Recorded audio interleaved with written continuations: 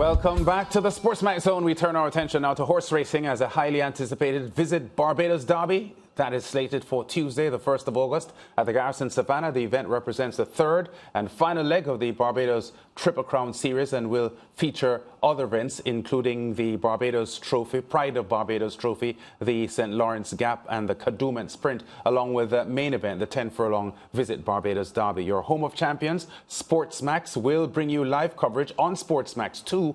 Here's George Davis with a preview. Barbados Tourism Marketing Inc. and SportsMax collaborating for coverage of the Derby. That's on Tuesday, August 1. It's a race that will be worth going and coming, in our case, miles to see. The big story is the track conditions. It's glorious sunshine here at the Garrison on this day in sports, but prior to today, it wasn't the case. Daily deluge, that was the story, and a lot of water the track has taken on. Some parts I can feel it under the underfoot conditions rather soft at this point. You'll see in short order that the grass is rather high because the tractor has been unable to come on the surface and do the cutting and the leveling to make it billiard table smooth. Well, not that it's ever billiard table smooth here at the Garrison, but smooth enough, low enough to look attractive on your TV screens. A lot of horses like the soft condition, but some horses like it a bit firm, and some like it soft and firm at the same time, so they describe those conditions as good to firm. Make no mistake, on a turf track especially, track conditions are a key element in who wins the event, and how horses enjoy the track conditions will determine how well they run. So, as I said, we'll be taking a closer look at the track to show you in which parts the grass is heavy, which parts it's at its softest, and which route the winning jockey is advised to take here at the Garrison to come up trumps in the big race, the Derby, on Tuesday. Yeah, so that puddle on the dirt track, the exercise track, one of the low points on the track, which is why the water has settled there. Evidence of how much water the track has taken on in the past few days.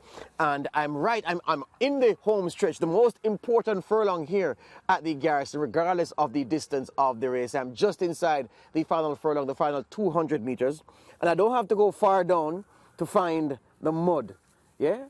And I'm using my bare hands, and look at this. This is evidence of how soft it is. Now, some horses like it soft on the underfoot because they can get their toe in and they really feel comfortable. When they land and their feet lands, they enjoy the fact that it gives a little and they relish those kind of conditions. Other horses can't get their toe in because when they land they feel slipping around, and some horses don't like that. Some horses don't mind that, some horses enjoy that, some horses hate that entirely. And so you will have horses who, if the surface was bone hard, would run very well, who will not run very well on a surface such as this. Even though we are more than 24 hours away from the first race, the track will not dry out that significantly to make it bone hard. It will, I suspect, officially be listed as good to firm.